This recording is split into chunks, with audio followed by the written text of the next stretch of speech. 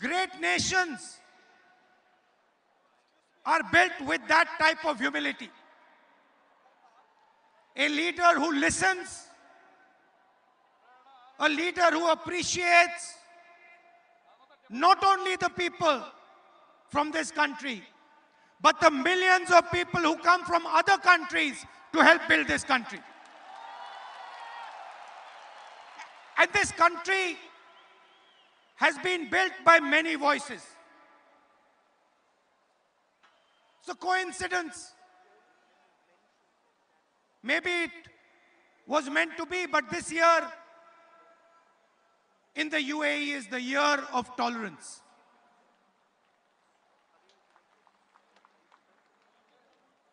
Year of tolerance. And I'm sad to say, the values that bring together the people of the UAE and India, the central value is humility and tolerance. Tolerance for different ideas, different religions, different communities, different way of doing things. And I am sad to say that here it is the year of tolerance. And back home, it is 4.5 years of intolerance.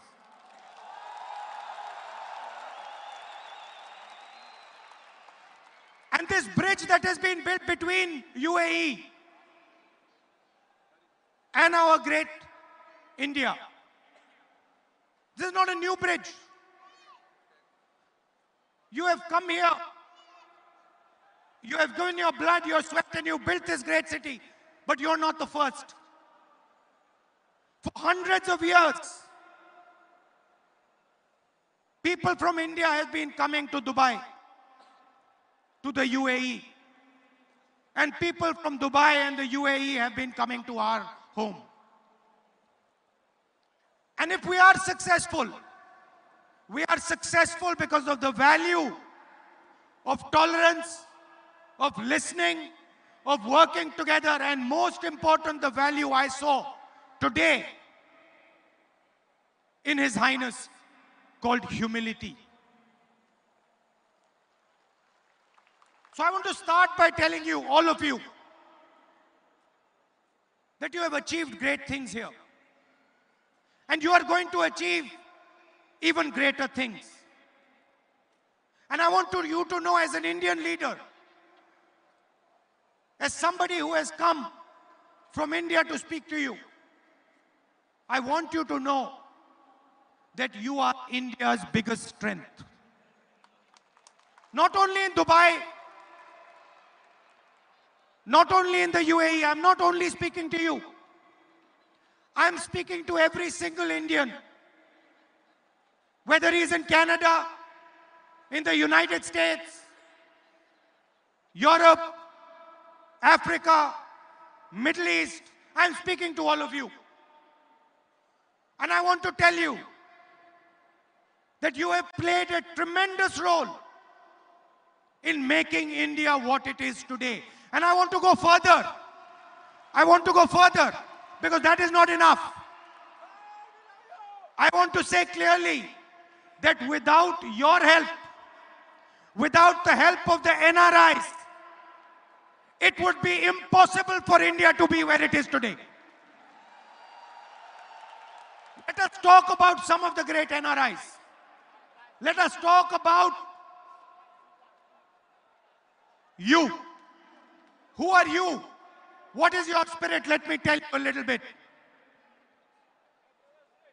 In the last century, when we stood up and fought the British, the fight was led by a non-resident Indian called Mahatma Gandhi. When we carried out the White Revolution, became #1 in milk production, that job was done by a non-resident Indian returned person. Here on the stage we have Sam Petroda. Telecom revolution, non-resident Indian. And then liberalization. The brain behind liberalization, Manmohan Singh ji, non-resident Indian. So I have come here to tell you that I don't just want to talk to you. I don't just want to come here, give you the same speech and go home. I'm not interested. I'm interested in making you realize that you are India's future and we cannot build India without you. And I want you to do what you have done in Dubai, what you have done in the UAE, what you have done in the United States, what you have done in Europe, in Africa. I want you to help us do that back home. And I want a commitment from you. I want a commitment for you.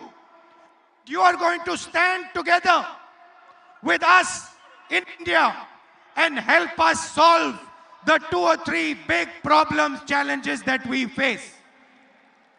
Do I have your acceptance to this proposal? I didn't hear you. I want you to say it louder. No, louder. Now let me tell you what are the problems that we face and what are the problems that we are going to work with you to resolve. And I'm happy to see that there are many ladies here because you are also part of that equation. The single biggest problem that we face in India today, over 1 billion people are facing a crisis of unemployment. You go to India, you talk to youngsters there and they will tell you that we have been devastated by demonetization and by GST, and we simply do not have employment. So the first problem that India needs to take head on, we are in a cricket stadium, not on the back foot, but on the front foot is unemployment. And we need to show the rest of the world that not only can India beat unemployment, but India can challenge our neighbor, China, when it comes to manufacturing and when it comes to employment. And you have a central role in resolving this problem. You agree with that? You're ready to help? Okay. The second big problem, India has been brought where it is. India has been made successful on the back of our farmers. And if I was to ask some of you here what your parents or grandparents used to do in India, many of you will say they were farmers. Am I correct? And today, our farmers are in deep trouble. They are struggling and they cannot see the future. So we have to transform Indian agriculture. The same way we carried out a green revolution, we have to carry out a second green revolution, a new green revolution that will take Indian agricultural products, foods, vegetables, and put them on every single plate in the rest of the world. In Dubai, in London, Paris, Germany, America, Canada. For that, we have to give agriculture high technology, and we have to give them the knowledge that you currently have. You agree? So that is the second problem. Like Mr. Kurian did, I want people from this crowd who have understanding, who have knowledge to come back home and work with us. Sam Petroda is helping us, Mr. Chithambaram, Sam Petroda and a list of people is helping us create the manifesto for the 2019 election. The manifesto is going to contain our plan for the future of India. It is going to be an expression not just of the Congress party, not of one person, not of one individual. It is going to be an expression of the millions and billions of Indians. It is going to be an expression of our farmers, of our youngsters, of women like you, and most importantly, it is going to be an expression of our NRI community. I want your voice to be inside the manifesto the Congress party produces. I have told Sam Petroda that he is going to have detailed conversations with our NRI community in Dubai, in Abu Dhabi, in the UAE, in the Gulf, in America, Canada, rest of the world. And we are going to ask you what you need in that manifesto and what you tell us we are going to do for you. And I understand that you have a problem of representation. You have mentioned to me that you have a desire to be represented in India, Indian politics. You want to be represented in the Rajya Sabha. You want your expression to be heard in India. And I'm here to tell you that we are going to do that for you. We are going to make sure that your voice is heard in your country, that your voice is embedded deeply in our manifesto. This is what we are going to do.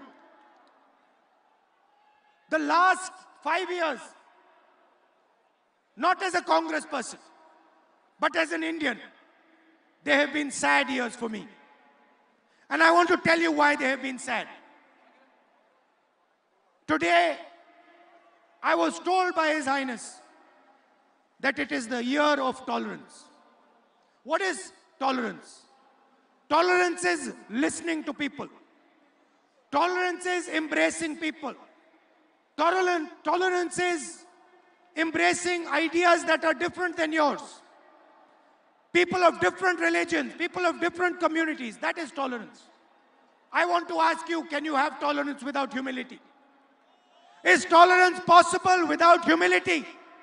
Is tolerance possible with arrogance? Can you run a country like India believing that only one idea is correct and all other ideas are wrong? Never. It simply cannot be done. And what makes me sad is that today in India, my beloved country is being divided. It is being divided, and I want every NRI to hear this properly. It is being divided for political reasons and for political benefit. That is why it is being divided. Different religions are being divided. Different communities are being divided. The rich and the poor are being divided. And India can never be strong if it is divided. I said to you, we are in a cricket stadium. I made the analogy of hitting a six.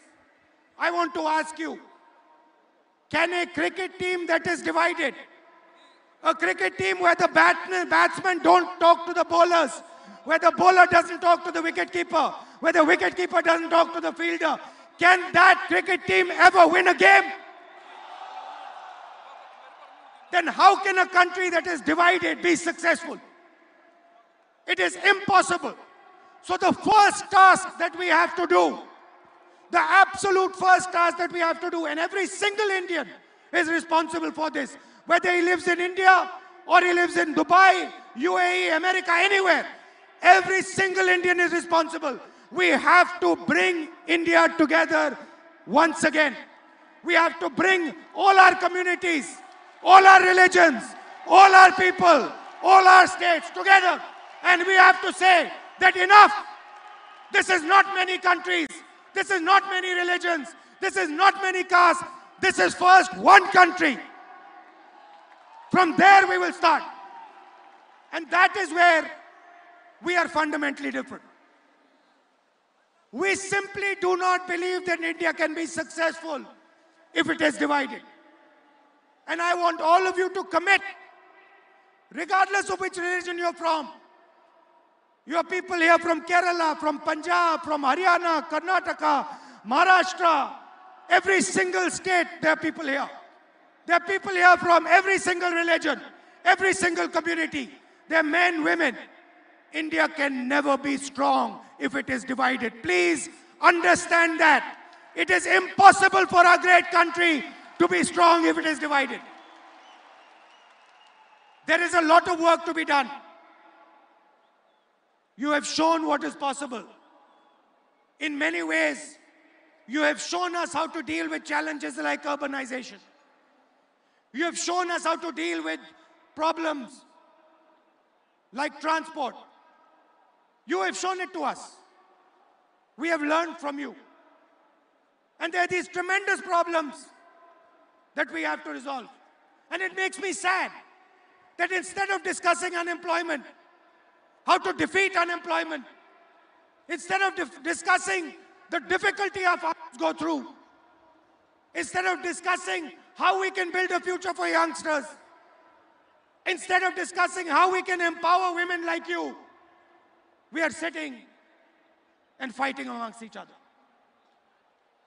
We are threatening each other, shouting at each other, abusing each other. It does not make sense in the 21st century. And that is what we have to do. We have to bring India together, regardless of the ideology, regardless of the thinking. Some people have said, we want a Congress Mukt Bharat. We do not want a BJP Mukt Bharat. We do not want that. But we want a Bharat that is united, where every single Indian person says, I am first an Indian, and then I'm everything else. And so I want to thank you. I want to give you all my love, and I want to tell you that till the day I die, my doors, my ears, and my heart will always be open for you. And you will always have space. And I know that you struggle. You're sitting here happy. But each one of you, there's not a single person in this room who has not struggled and made himself successful. I don't think there is a single person in this room who has not struggled, who has not given his blood, his sweat, his tears. It is true, isn't it?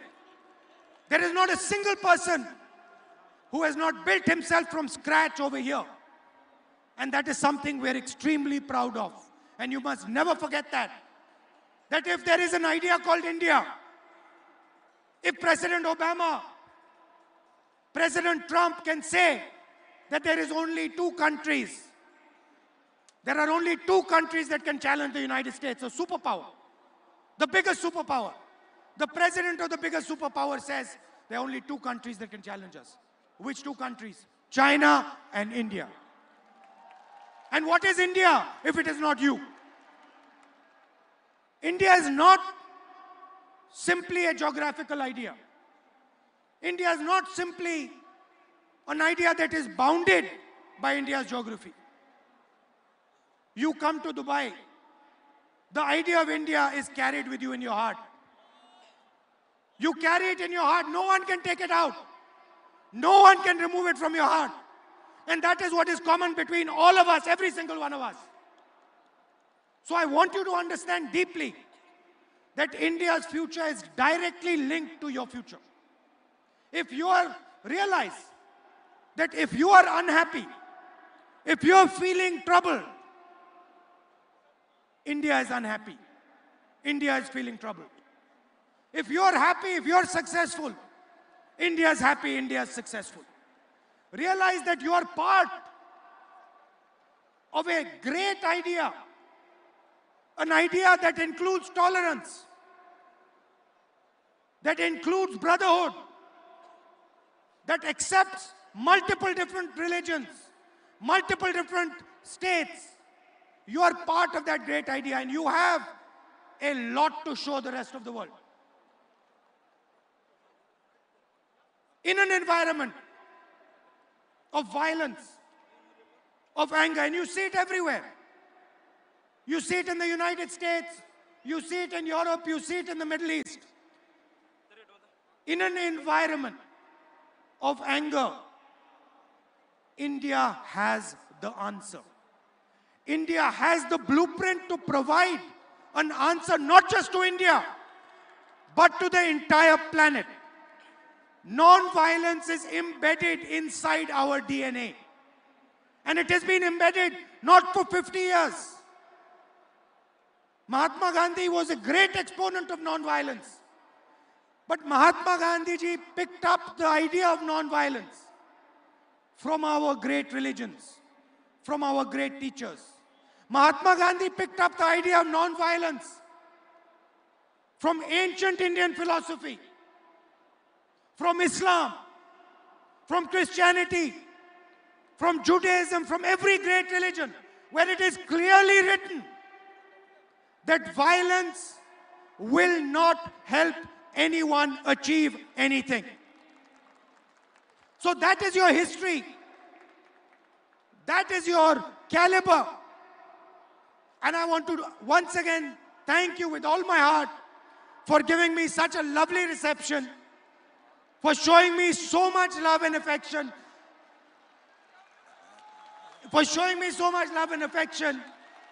in Dubai, so many miles from home. You have made me feel as if I am sitting back at home in India. So thank you for that.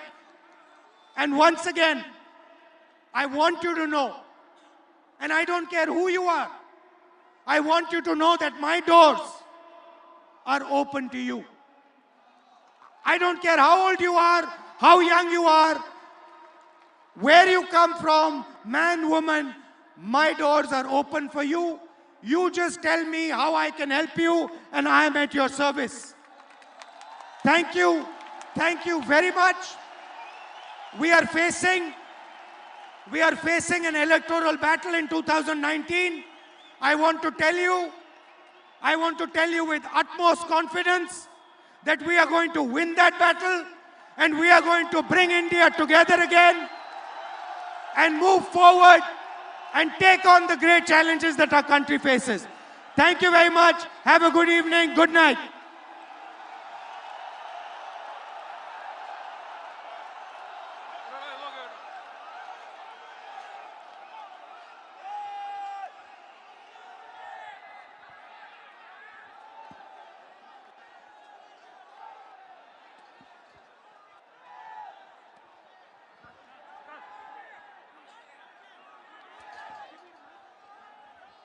One thing, my lady from Andhra Pradesh has just reminded me of Andhra Pradesh, and I want to just tell my brothers and sisters,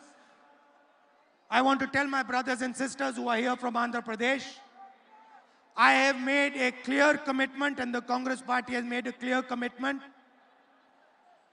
The moment we win the election, special status to Andhra Pradesh will be done. Thank you very much.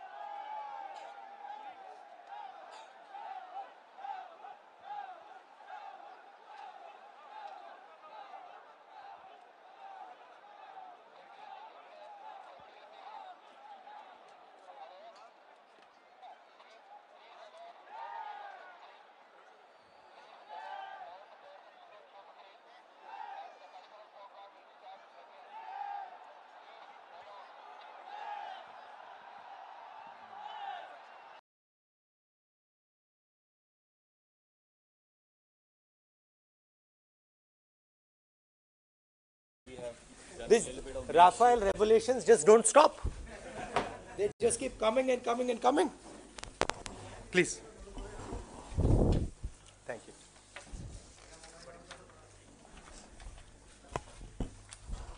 नमस्कार दोस्तों, जैसा आदरणीय कांग्रेस अध्यक्ष ने कहा, हर रोज Rafale की चोरी के